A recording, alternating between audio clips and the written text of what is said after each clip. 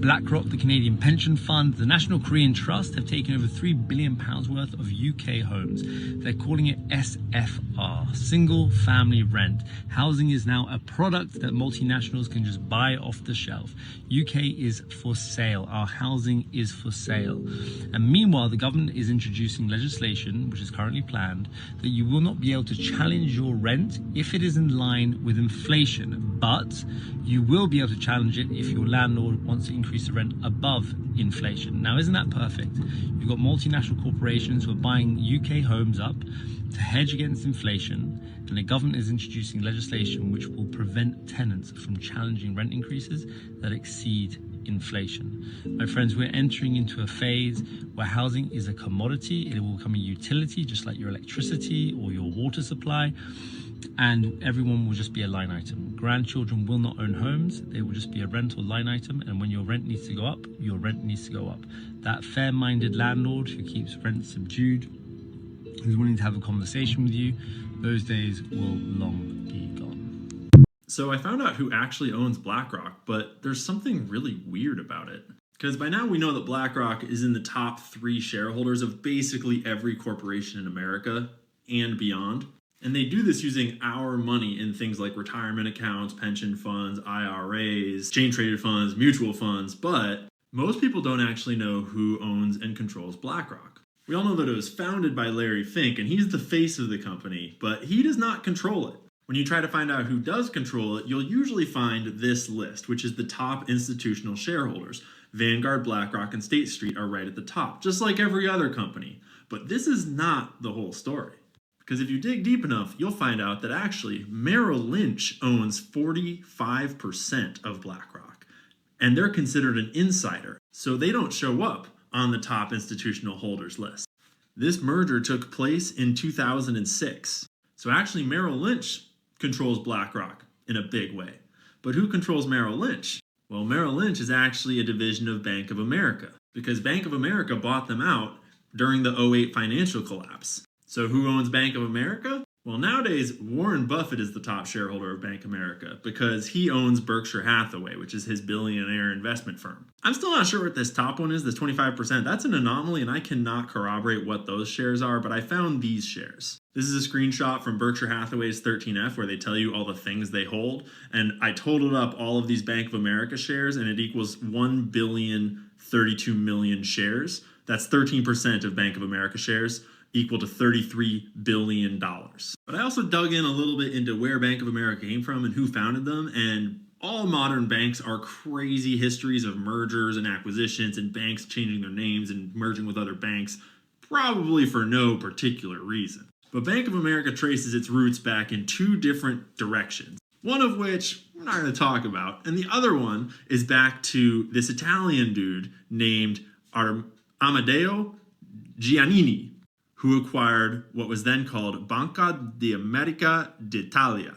Sorry for that accent. Over the years, it changed its name to Bank America, and then in the biggest merger in history, merged with Charlotte-based Nation Bank in 1998. So I just thought it was interesting that half of the lineage of Bank of America was founded by this Italian dude that got really into Italian banking back in the early 1900s, when there was a certain Italian organization that was doing a lot of things with money back then.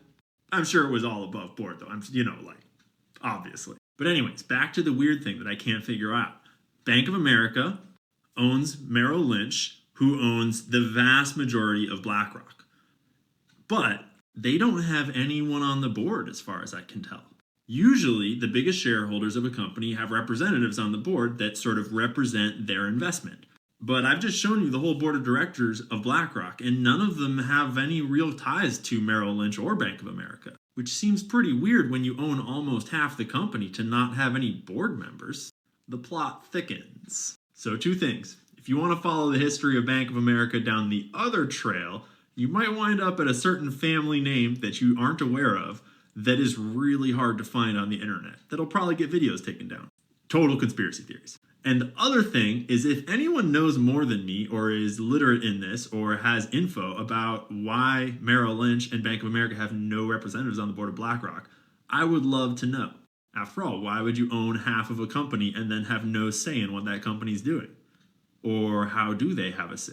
What's the story here? War that should have never happened. It's a war the Russians tried repeatedly to settle on terms that were very, very beneficial to Ukraine and us. The major thing they wanted was for us to keep NATO out of the Ukraine. The big military contractors want to add new countries to NATO all the time. Why? Because then that country has to conform its military purchases to NATO weapon specifications, which means certain companies, Northrop Grumman, Raytheon, General Dynamics, Boeing, and Lockheed, get a trapped market. In March of 2022, we committed $113 billion. Just to give you an example, we could have built a home for almost every homeless person in this country. We then committed another $24 billion since then, 2 months ago, and now President Biden is asking for another $60 billion. But the big expenses are going to come after the war, when we have to rebuild all the things that we destroyed. Mitch McConnell was asked, can we really afford to spend $113 billion to Ukraine? He said, don't worry. It's not really going to Ukraine. It's going to American defense manufacturers. So he just admitted it's a money laundering scheme. And who do you think owns every one of those companies? BlackRock. So Tim Scott, during the Republican debate, said, don't worry, it's not a gift to Ukraine, it's a loan. So raise your hand if you think that that loan's ever getting paid back. Yeah, of course it's not. So why do they call it a loan? Because if they call it a loan, they can impose loan conditions. And what are the loan conditions that we impose on? Number one, an extreme austerity program, so that if you're poor in Ukraine, you're going to be poor forever.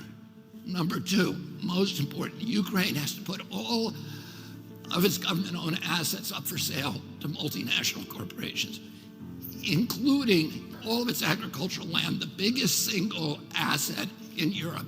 In Ukraine, there's been 1,000 years of war fought over that land. It's the richest farmland in the world. It's the breadbasket of Europe. 500,000 kids almost, Ukrainian kids, have died to keep that land as part of Ukraine. They almost certainly didn't know about this loan condition. They've already sold 30% of it. The buyers were DuPont, Cargill, and Monsanto. Who do you think owns all of those companies? Yeah, BlackRock. And then in December, President Biden gave out the contract to rebuild Ukraine. And who do you think got that contract? BlackRock. So they're doing this right in front of us. They don't even care that we know anymore, because they know that they can get away with it. And how do they know that? Because they have a strategy. And that strategy is an old strategy, which is they keep us at war with each other. They keep us hating on each other. They keep the Republicans and Democrats fighting each other, black against white, and all these divisions that they see. They don't want people to talk about them. They don't want to be anywhere on the radar. Why not? I don't know, but I suspect it's probably because it's easier to do things when people aren't thinking about it. All of these financial institutions, they buy politicians. You can take this big ton of money, and then you can start to buy people. I work for a company called BlackRock. Meet Serge Varley, a recruiter at BlackRock. Let me tell you, it's not through who's the president. It's who's controlling the wallet. So it's And who's that? The hedge funds, BlackRock, the banks. These guys run campaign financing. Yep, you can buy your candidates. Obviously, we have the system in place. First, there's the senators, and these guys are rich. You got 10 grand, you can buy a senator. I could give you 500K right now. No questions asked. Yeah. I'm gonna do this. We're done.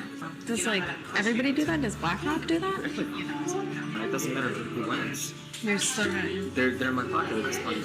Here's Serge Varley on how good war is for BlackRock's business. Do you have any thoughts on the Ukraine-Russia war? Yeah, I mean, I do have thoughts. What are they? Ukraine is good for business. You know that, right? I'll give an example. Russia blows up Ukraine's grain silos. Price of wheat's gonna go mad up. Ukrainian economy is tied very largely to the wheat market, global wheat market. Prices of bread, literally everything it goes up and down. This is fantastic if you're trading. Volatility creates opportunity to make profit. War is real good for business. It's exciting when goes wrong, right? BlackRock manages 20 trillion. It's incomprehensible numbers. BlackRock Serge Varley says all of this is above a normal person's understanding. You're like an undercover reporter. I don't know. No people don't give a shit. This is beyond them. The whole thing of like domination from a concept is it's so interesting.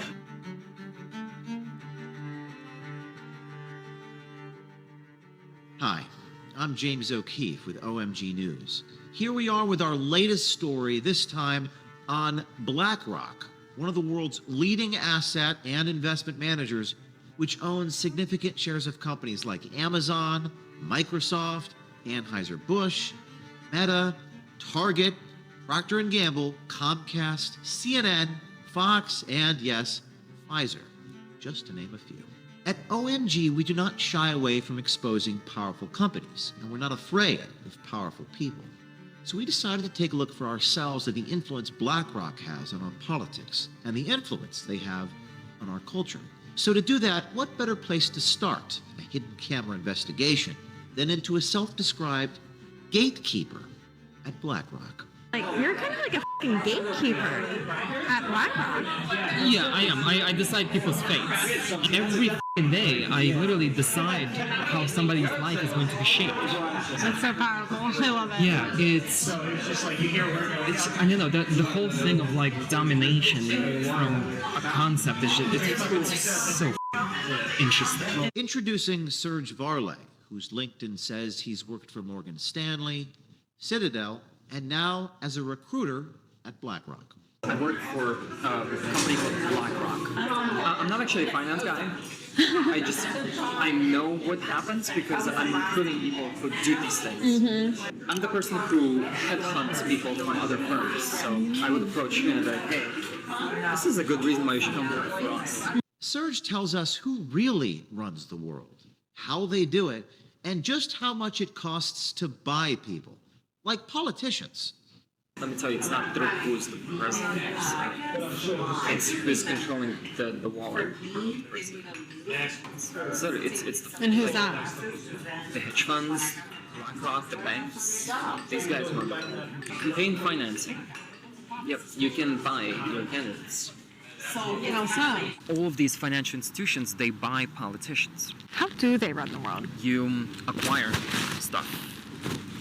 Diversify, you acquire, you keep acquiring, you spend whatever you make in acquiring more, and at a certain point your risk level is super low. Like, imagine you've invested in like 10 different industries, from food to drinks to like technology, right? One of them fails, it doesn't matter, you have 9 others to back you up.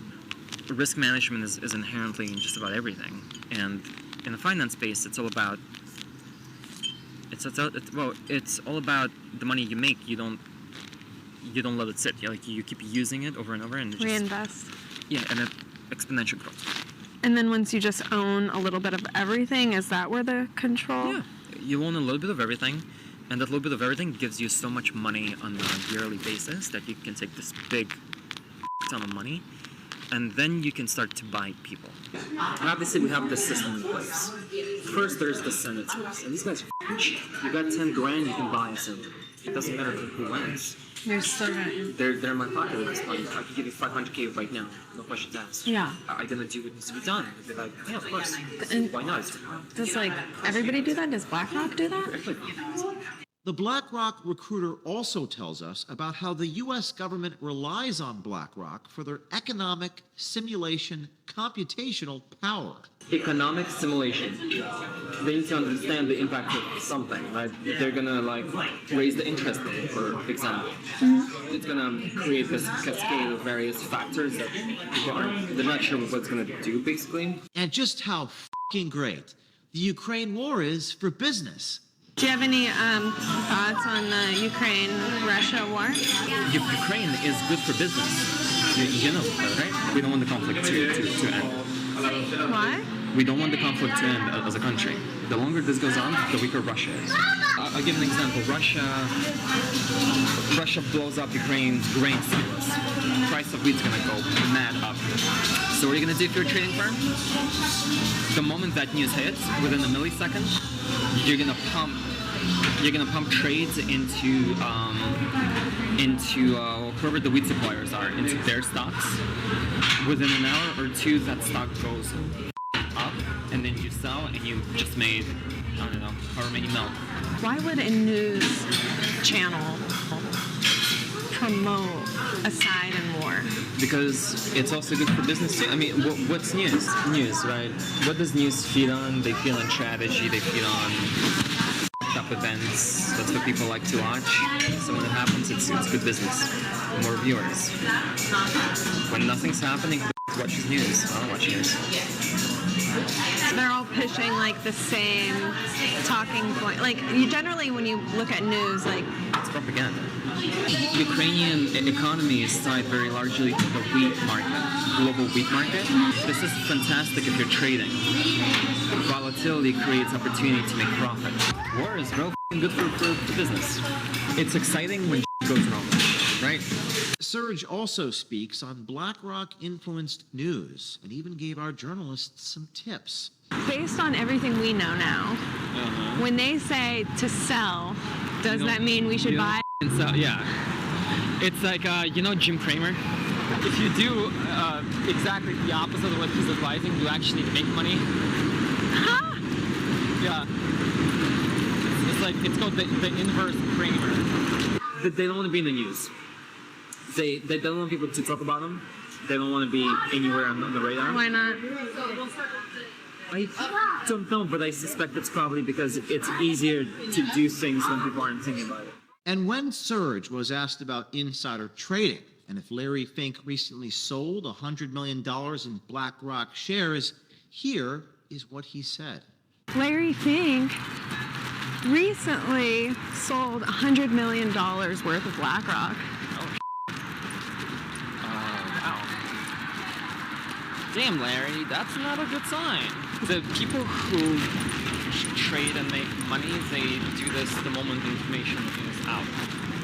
And that info is typically disseminated at private levels first before it hits the mainstream. If you want to invest smart, there's a tracker that tracks all politicians and where they have their stocks. Preemptively, if we think the stock price is going to tank, we're going to sell so that we sell it high, it tanks, and we buy back. And we didn't make, but we preserved a few mil. But perhaps the most remarkable and profound comment by the BlackRock recruiter is the suggestion that nobody is going to care about what he is saying here or confessing here. Because as he says, quote, normal people don't give a shit. You're like an undercover reporter. Really? No, don't normal people worry about this stuff? No, normal people don't give a shit. This is beyond them. That these types of questions my reporter asked are beyond all of you. The answer is something that you, the people, the consumers, the shareholders, couldn't possibly understand. It's been said that it's easier to fool a man than to convince him he's been fooled. There is no question that many Americans are still asleep who may not want to wake up from their necessary illusions. But we hope and believe by showing these tapes of this BlackRock gatekeeper speaking so plainly on so many topics that not only we wake up people, but also inspire others to come forward on institutions like BlackRock. Oh, and this is just part one. Stay tuned tomorrow for my meeting with Serge Varlay. We also reached out for comment to BlackRock, and here's what they had to say.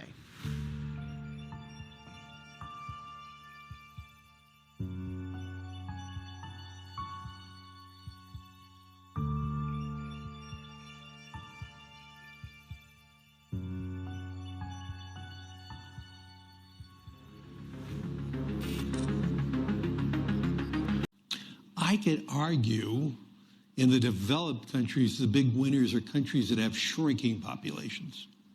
Okay, that's something that most people never talked about. You know, we always used to think shrinking population is a cause for negative growth. But in my conversations with the leadership of these large developed countries that have xenophobic immigration policies, they don't allow anybody to come in, shrinking unemployment, shrinking demographics, these countries will rapidly develop robotics and AI and technology. And if the promise, I didn't say it's going to happen, but if the promise of all that transforms productivity, which most of us think it will, we'll be able to elevate the standard of living of countries and the standard of living of individuals, even with shrinking populations. And so the paradigm of negative population growth is going to be changing. And the social problems that one will have in substituting humans for machines is going to be far easier in those countries that have declining populations. And so for those countries that have rising populations, the answer will be education, and so rapidly develop. You know, for those countries that do not have a foundation of rule of law or education, they're going to be left. That's where the divide's going to get more and more extreme. And unfortunately,